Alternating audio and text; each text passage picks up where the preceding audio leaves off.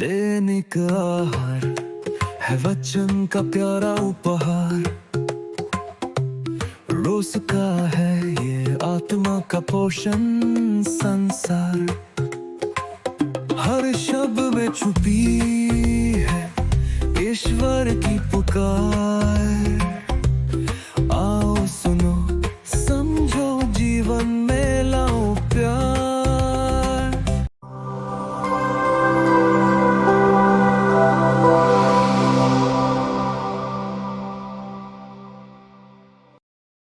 सबको जय यीशु।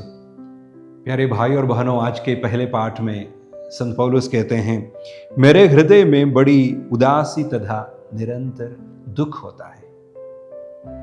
संत पौलुस के हृदय के इस उदासी और दुख की क्या वजह है, इस पर हम जरा मनन करें।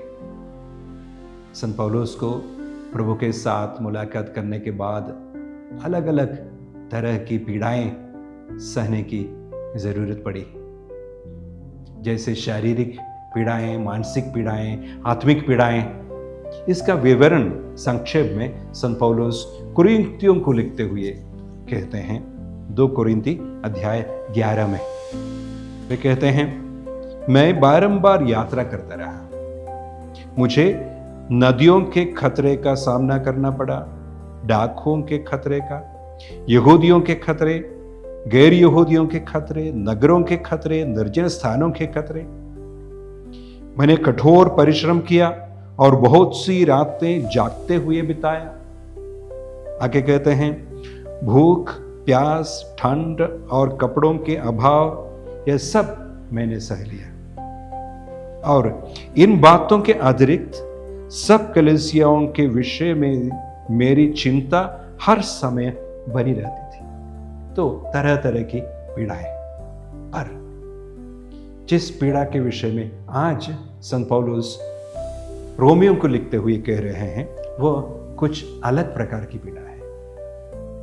बाकी सब पीड़ाओं को वह खुशी से सह लेते हैं, पर इस पीड़ा, इस दुख के कारण वह बहुत उदासी है।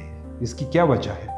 आगे कहते हैं आज के पाठ में, अध्याय 9, मैं अपने रक्त संबंधी भाइयों के कल्याण के लिए मसीह से वंचित हो जाने के लिए तैयार हूं। हाँ, यह हर ईश भक्त को, हर संत को और हर प्रेरित को इस प्रकार की पीड़ा होती है, दुख होता है, जब अपने लोग, अपने रक्त संबंधी और जिन लोगों के लिए आप मेहनत कर रहे हैं, वे ईश्वर का तिरस्कार करते हैं, ईश्वर की योजना के अनुसार नहीं चलते हैं। इस प्रकार की पीड़ा होती है। उदाहरण के लिए मूसा, पुराने विधान में हम पढ़ते हैं,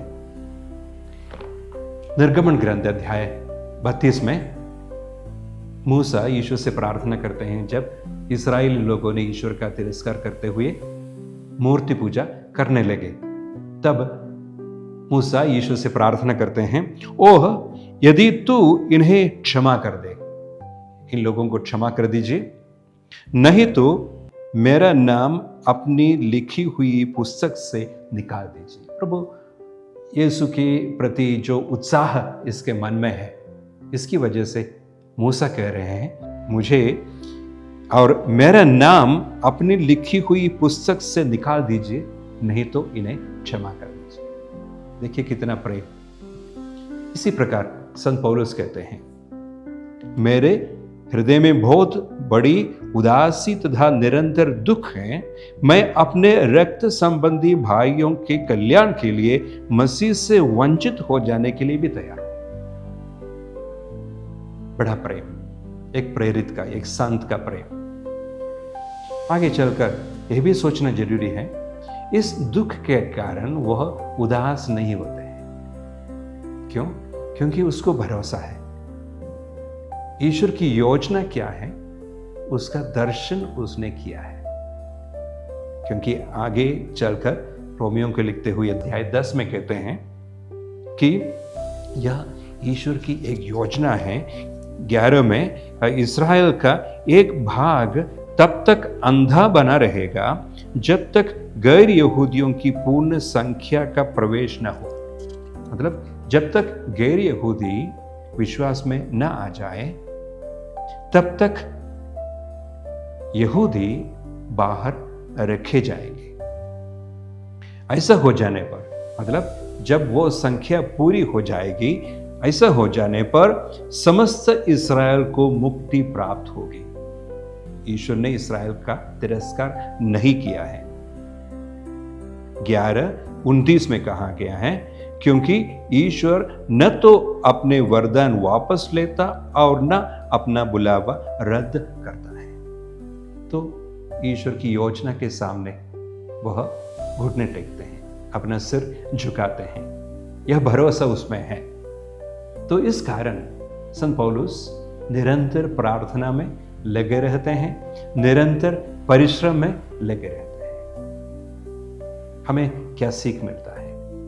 हम जो बड़े प्रेम से प्रार्थना करते हैं, परिश्रम करते हैं ईश्वर के वचन के अनुसार जीने के लिए और दूसरे लोगों को ईश्वर के वचन के अनुसार जीने के लिए उत्साहने के लिए दुखी होते हैं जब ईश्वर का तिरस्कार होता है और अपने लोग ईश्वर से दूर हो जाते हैं। हमें निराश नहीं होना चाहिए, पर हमें निरंतर प्रार्थना में लगे रहना चाहिए और परिश्रम करना कभी नहीं छोड़ना है।